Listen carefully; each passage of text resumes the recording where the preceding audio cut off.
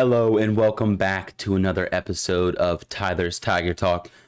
So LSU plays on the road at Ole Miss in Oxford. This is probably going to be one of their biggest games up until Alabama. Ole Miss lost to Alabama last week. They're still a good team. They still can beat you, especially with the vulnerable LSU defense right now. And there's a lot to talk about. I'm going to try to go over my main things, my main points I want to get through. LSU did beat Ole Miss very bad last year, 45-20. If you remember that game, it was wild because you thought Ole Miss was just going to take care of LSU, especially after the first half. LSU comes back, has a really good second half, and just blows the top off of Ole Miss. One of the main things last year that changed that game not only was Jaden Daniels stepping up, but also Harold Perkins stepping up on defense, getting some more playing time. And we're going to talk a little bit about the defense because I think that's an important part of this game, especially with an experienced quarterback like Jackson Dart. I don't think he's the best in the SEC. By all means, obviously, I'd give that title to Jaden Daniels. But Jackson Dart's still an experienced quarterback. He knows how to throw the ball. He can run the ball. And he's still going to be a big threat to your defense, especially LSU's defense now. Because last year, your defense is what kept you in this game. This year, it's the complete opposite. If LSU's defense doesn't step up and doesn't change, it's going to be your offense keeping you in the game, and it's going to be back to back who can outscore the other. One of the main takeaways of LSU versus Arkansas was LSU's defensive line and their ability to rush the quarterback. I thought LSU did a great job at getting pressure on KJ Jefferson, more pressure than they've had the past few weeks. And, KJ got taken down a couple times. He got pressured a lot. Arkansas's O-line, fell apart in the second half. KJ Jefferson, just being the good, experienced quarterback that he is, was able to make plays and turn, some tackle for loss or sacks into gains. And he did that because LSU had him a couple times when it could have been a punt situation. LSU had him, and he just made good plays. So I think that's going to be LSU's main thing as far as defense, but we're going to get into that more later. I want LSU's defense, obviously, to step up. I want them to have a breakout game. Like I talked a little bit about in yesterday's video. Neighbors, had a breakout game on offense against Mississippi State. Brian Thomas had his breakout game against Arkansas. Maybe this is a breakout game for the defense. Maybe not the whole defense. Maybe it's a good game, really good game for Harold Perkins, and or maybe it's a good game for Wingo, or maybe Mason Smith steps up. We'll see. You're hoping for something like that to happen. LSU's played good on the road so far at Mississippi State, blew them out of the water. It's almost like, and I've seen this it's almost like Jaden Daniels plays better on the road. I don't know what it is. Those road games against Florida last year, like Florida when he had that comeback win. I'm trying to think what else. Trying to think of all the away games. Florida, obviously Arkansas wasn't that great. Texas A&M wasn't that great. Who else did we play on the road last year? I don't know, but it seems like Jaden plays a little better on the road. I don't know what it is. At home, it almost like it takes him a while to warm up to the crowd environment. I don't know. Jaden Daniels goes on the road to Ole Miss. I think he could. If he stays, like I talked a little about it last video. He's so calm as a quarterback. He doesn't let the pressure get to him. At least he doesn't let it show that it gets to him. Jaden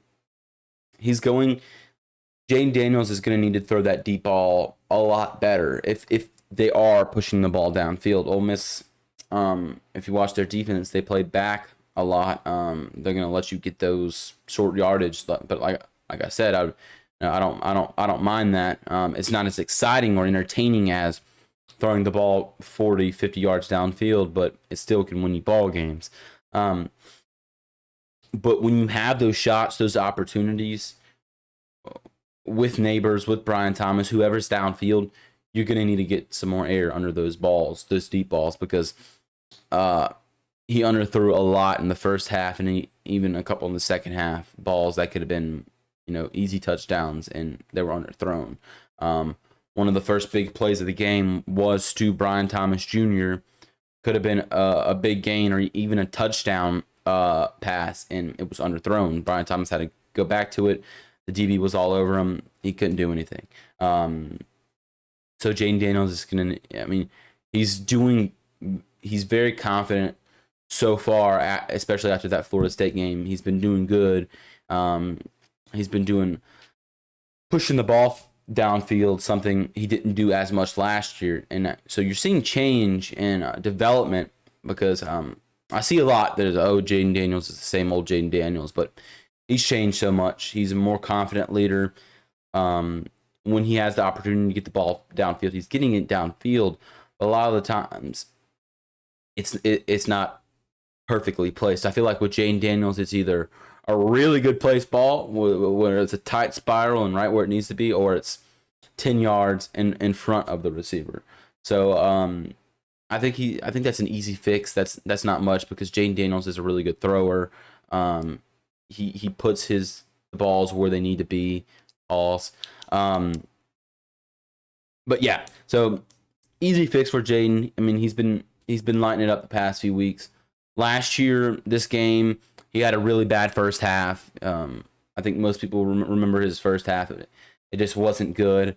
Then he lit it up in the second half. I mean, well, what did he have? 248 passing yards in all, 121 on the ground, which is insane for a quarterback.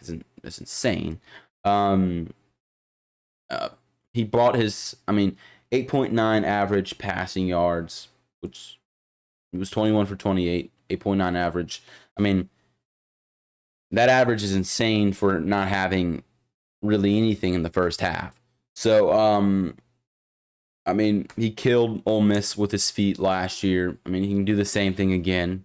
3 rushing TDs, 2 passing TDs, 5.3 average on the ground with Jaden. Ole Miss killed LSU in the passing game last year. They did.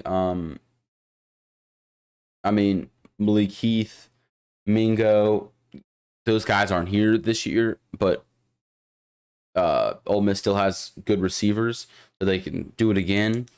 But those guys like Malik Heath and Jonathan Mingo killed you last year. They're really good receivers. Give them props, but LSU just did not play good coverage against them last year. They got open too easily. And there were good play calls by Ole Miss, good scheming, but that's going to be something LSU has to look for, because if that D-line stays strong for LSU and those linebackers put pressure on Dart and Judkins in the running game, then Ole Miss is going to have to rely on the passing game, so which could be dangerous for LSU because they haven't had much success in pass coverage. Don't let it fool you. Jackson Dart can run. There were a few times last year when there were actually schemed runs for him. Well, it was a QB draw, and he had success doing it. Right now, I don't think he's leading by much, and I need to see the stats. But right now, he has more rushing yards than Judkins has, and Ole Miss hasn't really been able to really do anything. Let me look up the stats right now. Ole Miss hasn't done much in the run game, which is good for LSU, but that can change. LSU, it's night and day with them sometimes with being able to stop the run. Sometimes they can, sometimes they can't. Well, the main thing that concerns me for LSU, especially this game, especially after seeing, Jordan Travis do it and KJ Jefferson do it, is LSU's inability to stop the QB run. When the pocket collapses, seems like the QB, whoever you're facing, whether it's Jackson Dart, KJ Jefferson, whoever it's going to be, they have success against running LSU with the QB runs, even if it's not designed, even if it's LSU might have a sack, and then next time they don't. LSU did pretty good against Jackson Dart last year when the pockets did collapse about getting to him. He's not KJ Jefferson. He's not that big to where he can make that power through, because sometimes KJ Jefferson, he seemed like he was going to go down, but he was able to power through. Jackson Dart's not that big bulky guy where he can power through a tackle. He still can make you miss, but if Harold Perkins gets to Jackson Dart, or Womack gets to Jackson Dart, it's pretty much over. Right now, rushing, Jackson Dart's at 219, and Judkins is at 201. So there really hasn't been much success in the running game.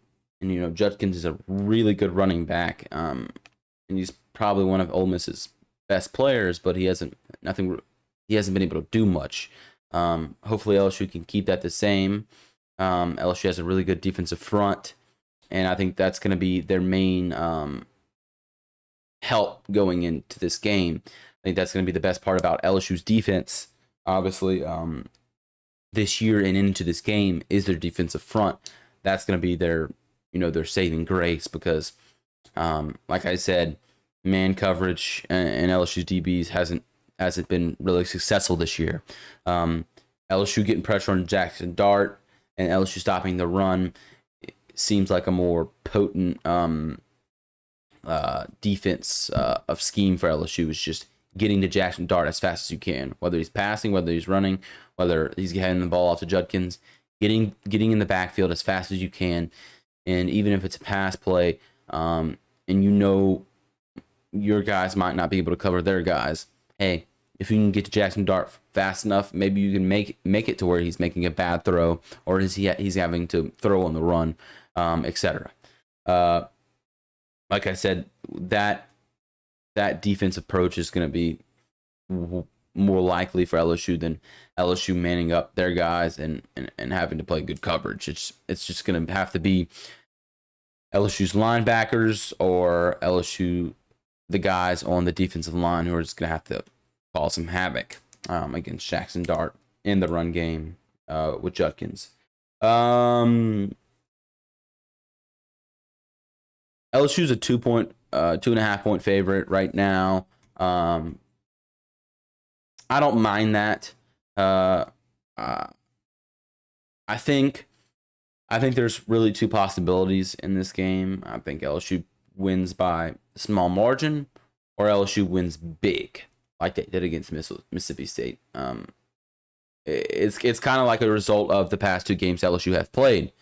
When you played Mississippi State, you crushed them because you were causing pressure, and your DBs did what they needed to do. Or were you Arkansas, where you just had to outscore them? I think those are two possibilities in this game. Obviously, there's always that possibility that LSU loses. I think that's a smaller possibility. I think Jaden Daniels and this offense is just too good to lose. Not in general, but just against Ole Miss. So there is those two possibilities where LSU wins small or they win big. I think that's my main possibilities that I'm focusing on. Obviously LSU can lose, but there's a bigger chance. I think it's a bigger chance that they win by a small margin. Then there's a chance that they win big, and then there's obviously that small chance that they lose. LSU can win big. If those DBs step up, they can win big. I want to say his first name DeAndre Sam. I'll just call him Sam.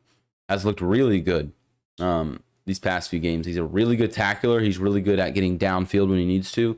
I was watching a play the other day. It was one of my favorite plays of the game, and I mean, it's a simple tackle, but I mean, he was playing 10 yards back against a wide receiver screen, and he saw KJ Jefferson throwing the screen, and he gets downfield so fast and makes that tackle for a loss, and he was playing 10 yards back. I mean, he's a really good defensive player, a really good tackler, and I think he's one of your best players on defense.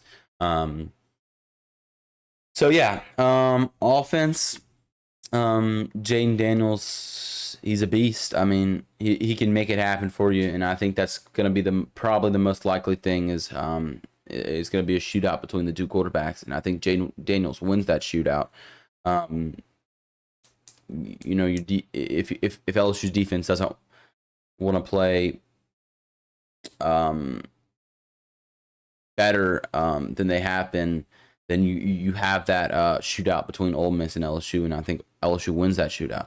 I think this offense is coming more alive. I talked about it a few videos ago, but it seems like LSU's playing, and I kind of give the example of battery percentage.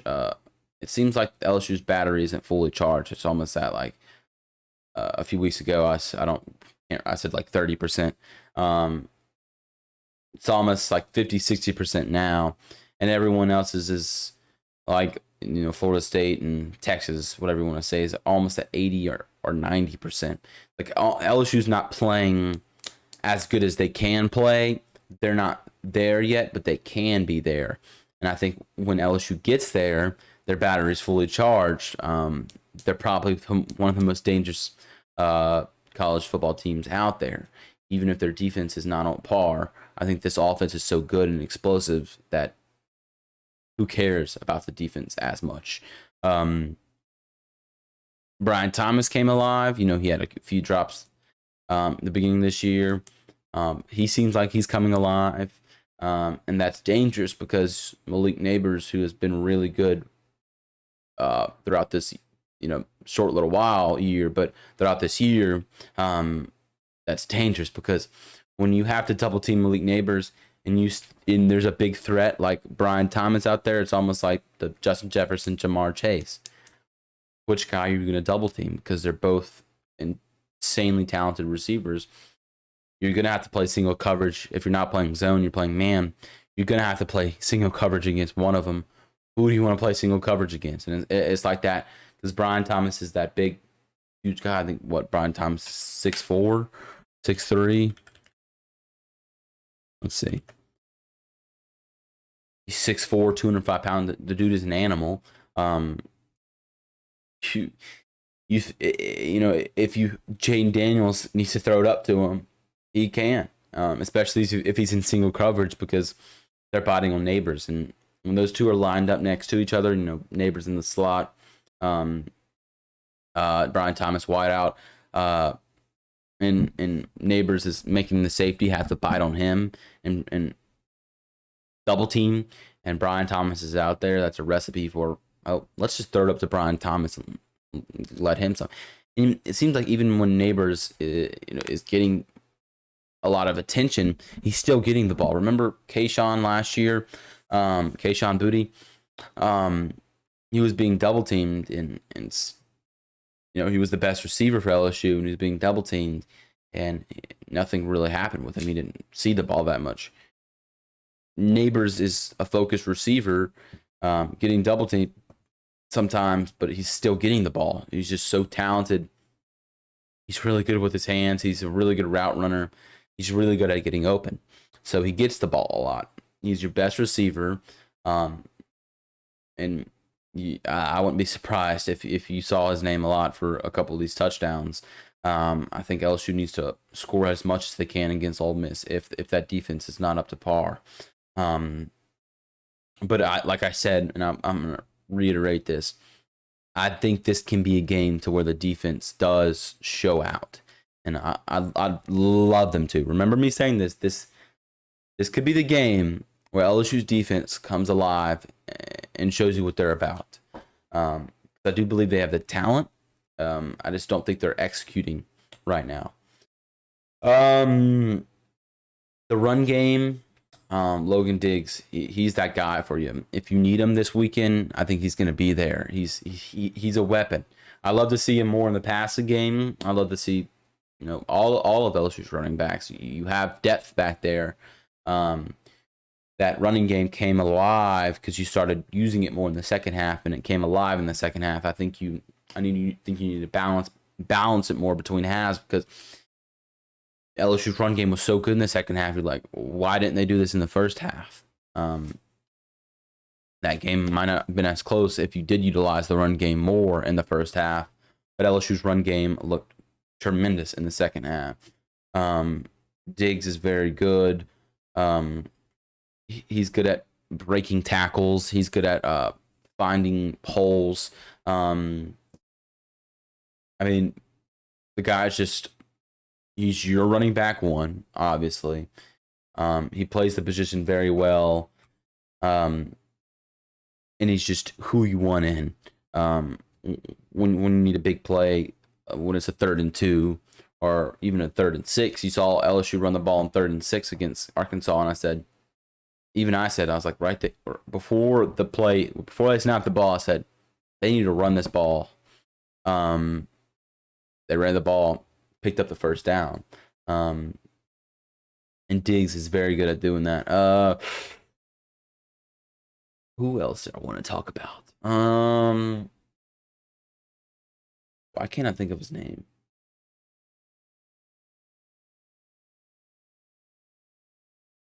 Let's see. I can't think of his name right now. I'm drawing a blank. Been a long day so far.